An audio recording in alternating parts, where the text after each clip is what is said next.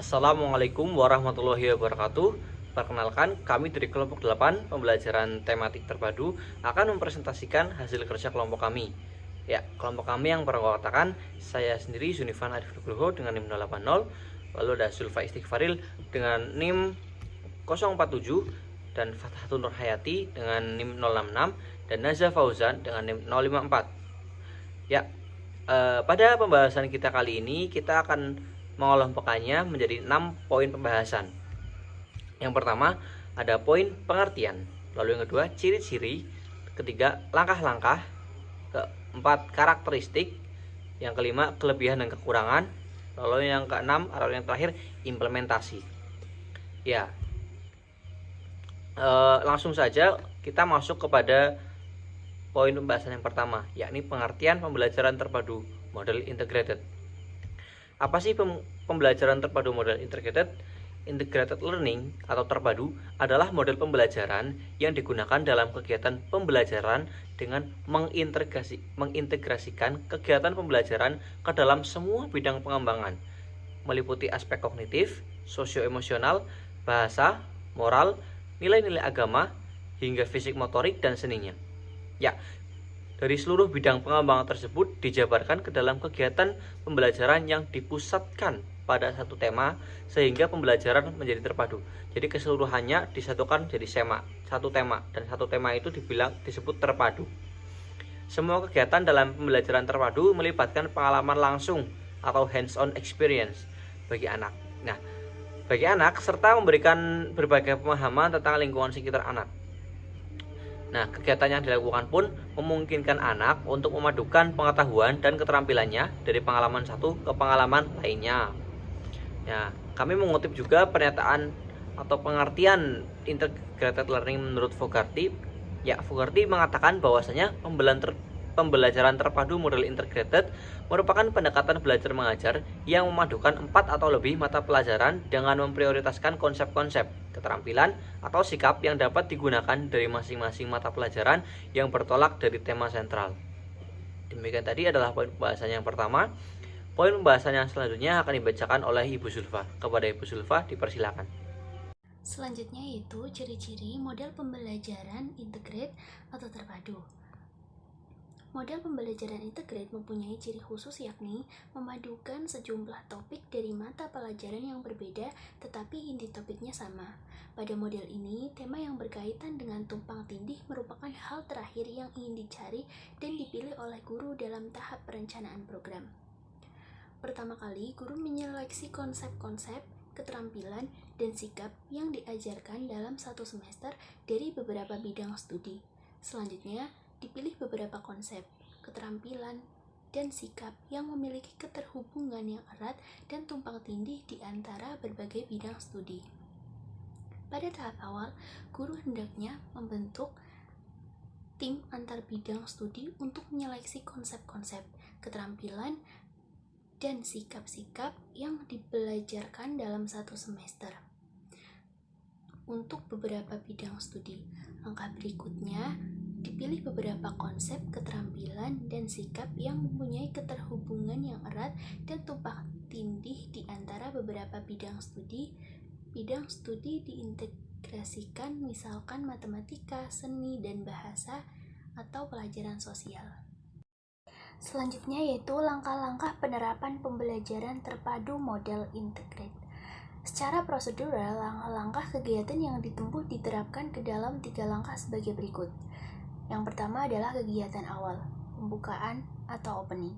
Tujuan dari kegiatan membuka pelajaran yang pertama yaitu untuk menarik perhatian siswa yang dapat dilakukan dengan cara seperti meyakinkan siswa bahwa materi atau pengalaman belajar yang akan dilakukan berguna untuk dirinya dan melakukan interaksi yang menyenangkan.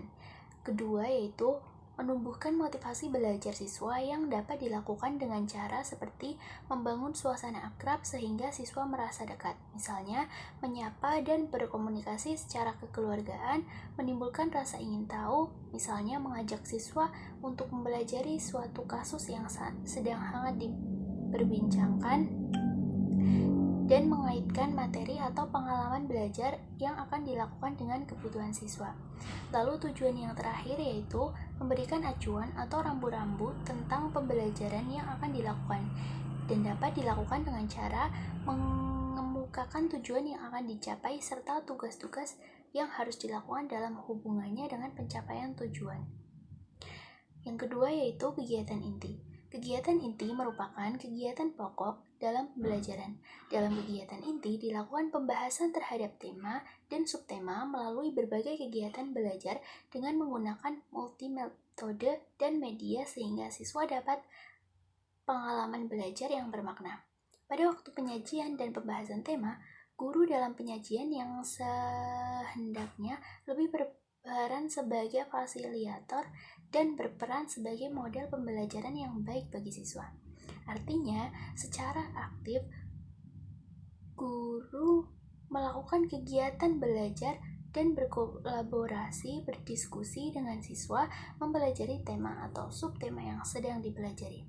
Peran inilah yang disebutkan oleh Nasution sebagai suatu aktivitas mengorganisasi dan mengatur lingkungan sebaik-baiknya dan menghubungkannya dengan anak sehingga terjadi proses belajar. Dengan demikian, pada langkah ini, guru menggunakan strategi pembelajaran dengan upaya menciptakan lingkungan belajar sedemikian rupa agar murid mempelajari permasalahan yang berkenaan dengan tema atau subtema.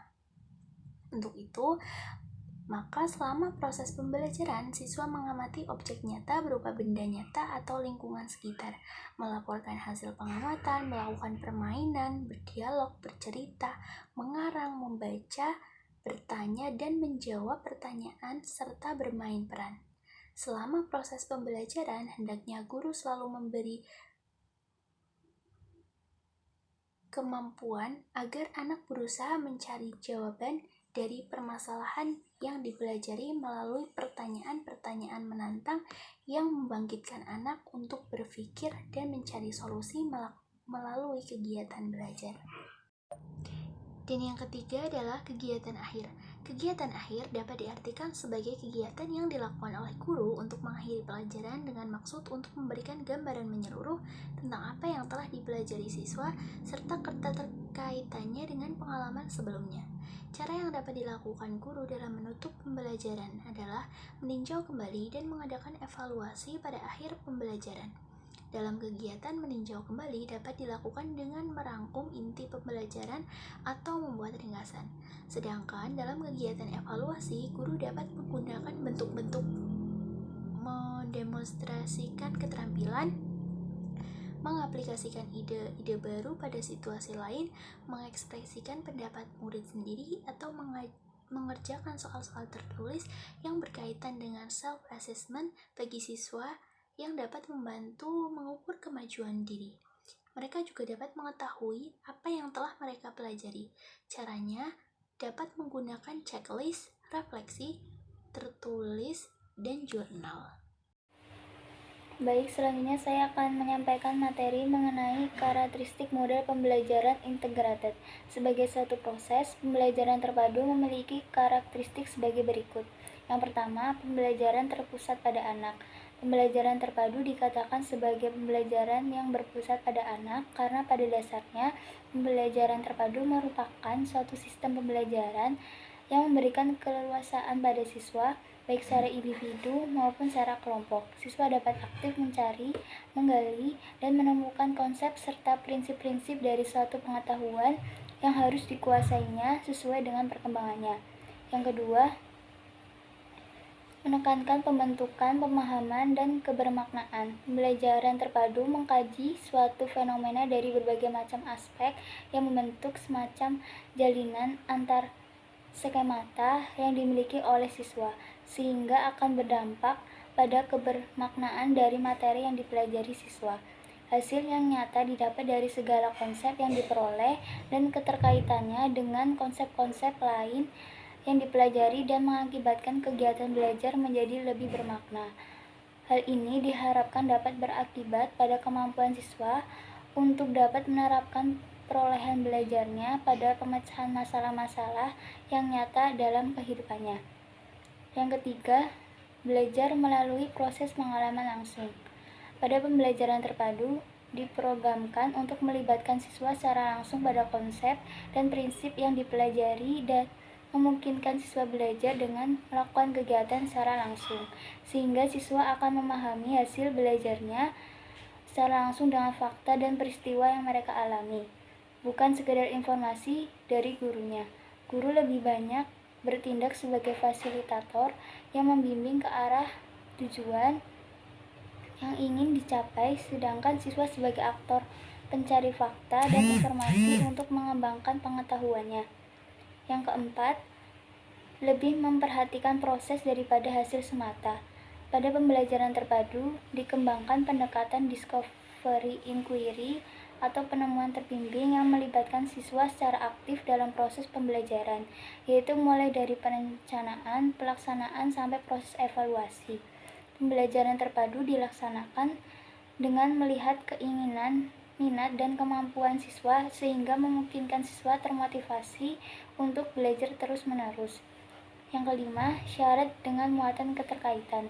Pembelajaran terpadu memusatkan perhatian pada pengamatan dan pengkajian suatu gejala atau peristiwa dari beberapa mata pelajaran sekaligus, tidak dari sudut pandang yang terkotak-kotak, sehingga memungkinkan siswa untuk memahami suatu fenomena pembelajaran dari segala sisi, yang pada gilirannya nanti akan membuat siswa lebih arif dan bijak dalam menyikapi atau menghadapi kejadian yang ada.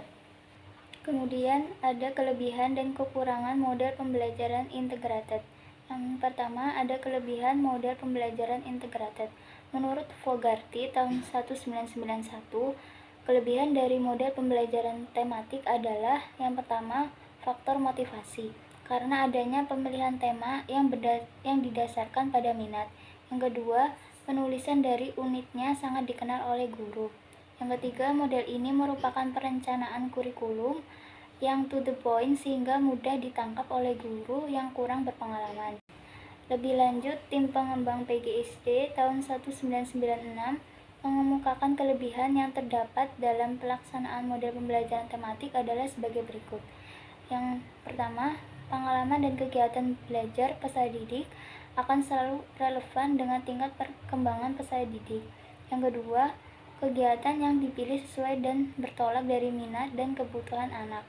Yang ketiga, seluruh kegiatan belajar lebih bermakna bagi anak sehingga hasil belajar akan dapat bertahan lebih lama. Yang keempat, pembelajaran tematik menumbuh kembangkan keterampilan berpikir anak. Yang kelima, menyajikan kegiatan yang bersifat pragmatis sesuai dengan permasalahan yang sering ditemui dalam lingkungan anak-anak. Yang keenam, menumbuh kembangkan keterampilan sosial anak seperti kerjasama, toleransi, komunikasi, dan respek terhadap gagasan orang lain. Yang kedua, ada kekurangan model pembelajaran integrated. Yang pertama ada terletak pada guru, yaitu guru harus menguasai konsep, sikap, dan keterampilan yang diprioritaskan. Yang kedua, memerlukan tim antar bidang studi atau mata pelajaran baik dalam perencanaannya maupun pelaksanaannya. Yang ketiga, pengintegrasian kurikulum dengan konsep-konsep dari masing-masing bidang studi menuntut adanya sumber belajar yang beraneka ragam. Dan yang keempat, ada dalam penerapannya sulit menerapkan tipe ini secara penuh. Kemudian, pembahasan yang selanjutnya adalah tentang implementasi model pembelajaran integrated. Penerapan model pembelajaran integrated yang pertama adalah mengkaji kurikulum berbagai mata pelajaran yang dimungkinkan dapat memunculkan ide untuk pembelajaran terpadu. Yang kedua, menentukan jenis mata pelajaran dan keterampilan yang akan dipadukan. Yang ketiga, memilih kajian materi, KD, dan indikator. Dan yang keempat, keterhubungan 4 disipliner utama ditemukan, yaitu ada konsep, kecakapan atau keterampilan, dan sikap. Contoh penerapan model pembelajaran integrated di kelas 1. Perumusan indikator pembelajaran memerlukan kecermatan untuk tidak meninggalkan keluasaan dan kedalaman materi. Berpikir tingkat tinggi, kecakapan afektif dan psikomotor, dan pendidikan karakter. Perumusan indikator pembelajaran didahului dengan melakukan pemetaan materi yang diawali dari tema. Temanya yaitu adalah diri sendiri, isi materi, nama, anggota tubuh, jenis kelamin, kesukaan terhadap warna, kesukaan terhadap benda, alamat rumah, dan kesukaan terhadap makanan. Berdasarkan materi yang tercantum pada di atas dan dari esensi diri pribadi dan taksonomi tujuan pembelajaran Bloom, Anderson, dan Kuratwohl 2001, indikator pembelajaran yang dapat didiskusikan sebagai berikut. Yang pertama, menyebutkan nama sendiri dengan pelafalan dan intonasi yang benar. Yang kedua, mendiskusikan dengan teman sebangku bagian anggota tubuh. Yang ketiga, menghitung jumlah anggota tubuh dan benda yang menempel pada tubuhnya. Yang keempat, memerinci waktu bangun pagi, berangkat sekolah, pulang sekolah, dan tidur malam. Contoh penerapan model pembelajaran integrated di kelas 4. Penerapan model pembelajaran integrated atau terpadu memadukan SK atau KD masing-masing mata pelajaran yang saling terhubung untuk membangun suatu topik utama. Gabungan dari masing-masing KD menjadi dasar dalam menentukan indikator pembelajaran dan tujuan pembelajaran. Ambil contoh kelas 4 untuk mata pelajaran Bahasa Indonesia, IPA, IPS, dan Matematika. Temanya yaitu adalah diri sendiri. Untuk KD Bahasa Indonesia, menulis petunjuk untuk melakukan sesuatu atau penjelasan tentang cara membuat sesuatu atau menulis. Untuk KD IPA, mendeskripsikan hubungan antara struktur kerangka tubuh manusia dengan fungsinya. Untuk KD IPS, membaca peta lingkungan setempat atau kabupaten, kota, provinsi dengan menggunakan skala sederhana. Untuk KD Matematika, melakukan operasi perkalian dan pembagian. Dan untuk KD gabungan yang dapat didiskusikan adalah menulis petunjuk penggunaan alat peraga struktur kerangka tubuh manusia dan fungsinya, dan menemukan skala antara alat peraga dengan rata-rata tinggi badan siswa. Baik teman-teman, demikian tadi adalah keseluruhan presentasi yang telah dipaparkan oleh kelompok kami. Kami sangat mengapresiasi atas atensi kalian, dan kami juga memohon maaf atas mungkin kesalahan yang ada dalam presentasi kami. Kurang lebihnya mohon maaf. Wassalamualaikum warahmatullahi wabarakatuh.